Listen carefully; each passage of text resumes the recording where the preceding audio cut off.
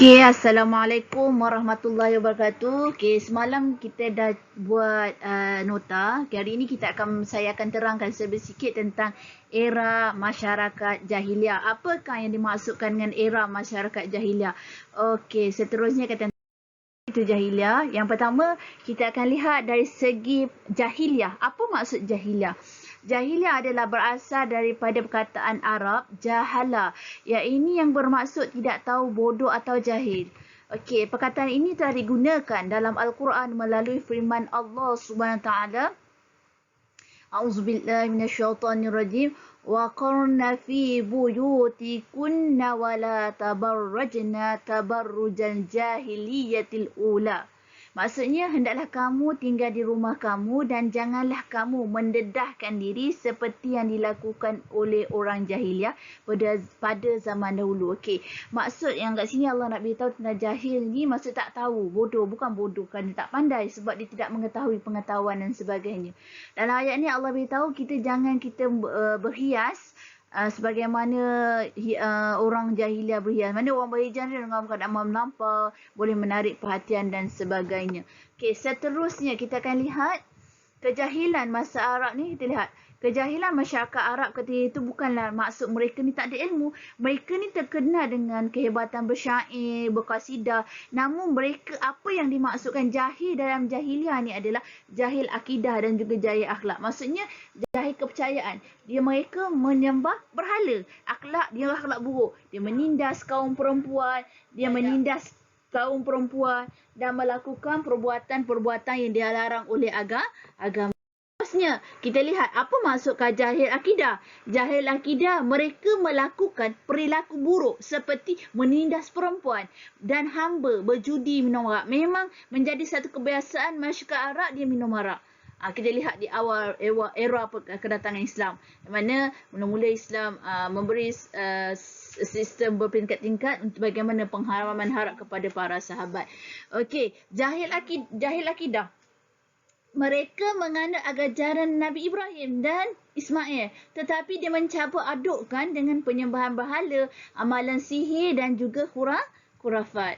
Dia buat perkara-perkara yang dilarang oleh agama, disembah dan sebagainya. Okey, kita lihat seterusnya. Masyarakat Arab sebelum kerasulan Nabi Muhammad sallallahu alaihi wasallam dari segi akidah terdapat ada 5 agama, iaitu agama Yahudi.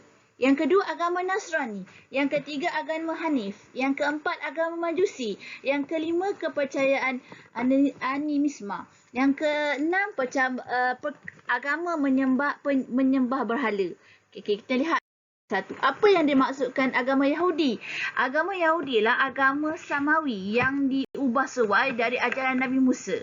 Yang mana yang kalau kita Yahudi sekarang ni adalah Israel lah. Yang kita tengok berlaku peperangan saudara kita di Palestin. Ya, Yahudi dan Israel. Mereka ni dulu ni Allah angkat dia sebagai umat yang mulia, tapi disebabkan mereka banyak memfitnah para nabi dan menolak ajaran Nabi Muhammad, yang ini akhirnya mereka ni jadi umat yang hina.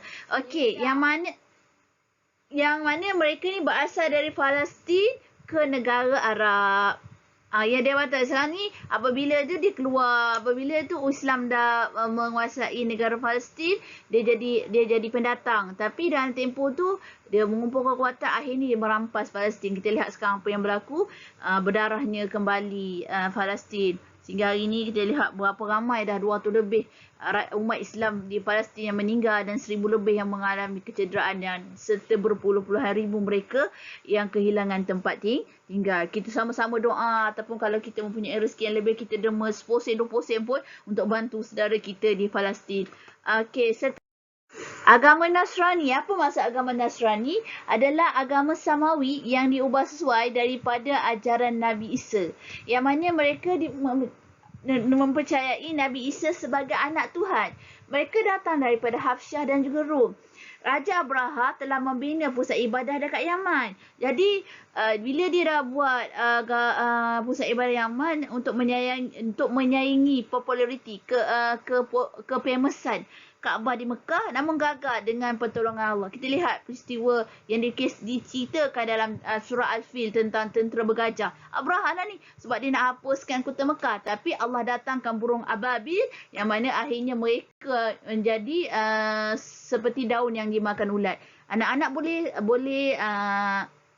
boleh baca terkisah tu dalam tafsir Al-Quran supaya kita dapat menambahkan keimanan kita. Seterusnya adalah agama Hanif. Apakah yang dimaksudkan dengan agama Hanif? Agama Hanif yang dibawa oleh Nabi Ibrahim AS dan juga Ismail. Yang mana agama Samawi ni agama yang sama seperti Islam. Agama yang datang daripada Allah lah. Yang mana yang pertama agama Hanif yang sama dengan Islam, iaitu dia percaya Allah tu satu. Dia tak menduakan Allah. Yang kedua dia percaya ada hari kebangkitan juga hidup sesudah mati. Yang ketiga dia percaya dosa pahala. Kalau kita buat baik, ganjaran baik. Kalau kita buat buruk, ganjaran buruk. Agama Hanif yang diteruskan amalannya dan syariat Islam seperti ibadah korban, haji dan juga umrah. Maksudnya ibadah korban dan haji ni telah ada sebelum datangnya kita lihat agama Majusi. Kepercayaan yang dianut oleh penyembah berhala. Pada malam kelahiran Nabi SAW, api yang disembah oleh Majusi ini menyembah api di Farsi telah terpadam. Lahir Nabi Muhammad terpadamnya api. Api tersebut tak pernah padam selama 1000 tahun. Tapi bila lahirnya Nabi Muhammad terpadam dengan sendiri nak menunjuk kekuasaan datangnya manusia yang hebat yang akan memberi seruan dakwah kepada semua umat manusia. Seterusnya, agama animisme. Yang ini agama kepercayaan yang terhadap setiap benda mempunyai roh dan semangat. Penganut kepercayaan ini menyembah alam seperti matahari, bintang dan pokok. Contoh, dia tengok matahari tu kuasa besar. Kita sembah matahari. Dia nampak bulan, bintang dan sebagainya, disembah bintang dan juga. Okey. Seterusnya, kita lihat agama penyembah berhala. Agama ini dimulakan oleh Amru bin Amir bin Luhai, pemimpin Khuza'ah, yang mana dia menemui ajaran tersebut di negeri Syam. Lalu membawa berhala bersama Hubal ke Mekah dan meletakkannya dalam Kaabah dan menyuruh penduduk Mekah menyembahnya. Okey, sebut Nabi Syam. Kat mana negeri Syam sekarang? Kita tak tahu, tapi yang dikabarkan kepada kita, yang diberitahu kepada kita, negeri Syam ni terdiri pada 4 negeri. Iaitu negara apa? Negara Mesir, Jordan, Lebanon dan juga Syria. Lebanon, silap minta maaf. Negara Palestin, negara Jordan, Lebanon dan juga Syria. Ni negara ni. Itu pasal umat Islam perlu sama-sama mempertahankan kesucian khususnya Baitul Maqdis yang merupakan kiblat pertama umat Islam. Okey, agama ni dicampur aduk dengan agama Hanif, muncul agama yang mensyirikkan Allah, ini menduakan Allah. Agama ini disebarkan kepada seluruh orang Arab seketika musim haji. Ketika Mekah berjaya dibuka oleh Nabi, sebanyak 360 buah berhala sekitar Kaabah. Kesemuanya dimusnahkan oleh baginda dan juga para sahabat. Okey. Masyarakat Arab sebelum kerasulan Nabi Muhammad dari segi yang mana dia orang ni suka berjudi, minum arak, berzina, pelacuran, mengamalkan bigami. Maksudnya tak boleh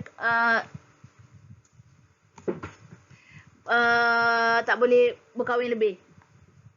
Pewarisan harta hanya untuk lelaki je. Membunuh anak perempuan. Anak perempuan ni seolah-olah macam buat sial dan sebagainya. Mengamalkan tenun nasib, berperangkan perkara kecil. Perkara simple. Perkara baik dia yang ada pada masyarakat Arab ni ialah menepati janji, berani, kuat, pantang menyerah kalah, menjaga kebersihan mulut dan kuku, tidak mengawini mereka yang ada pertalian darah, menghormati tetamu, taat pemimpin, menghormati bulan haram. Maksudnya pada bulan haram berperang. Okey. Sebab Rasulullah diutuskan kepada masyarakat jahiliah, yang pertama, innama bu'istu liutammimal akhlak. Yang nama Nabi Muhammad ni diutuskan kepada masyarakat jahiliah untuk menyempurnakan akhlak mereka yang buruk, nak bersihkan akhlak yang buruk. Yang kedua, kedudukan strategi semenanjung Arab. Itu adalah sebab kenapa Rasulullah diutuskan. Kita lihat kehidupan masyarakat Arab penuh dengan nilai negatif. Rasulullah membawa ajaran yang memandu mereka ke arah yang benar. Masyarakat Semenanjung Arab terletak di antara 4 kuasa besar dunia, Rom, Parsi, Greek dan juga India. Ini menjadikan Islam mudah tersebar ke seluruh tamadun dunia dan pelbagai bangsa pada ketika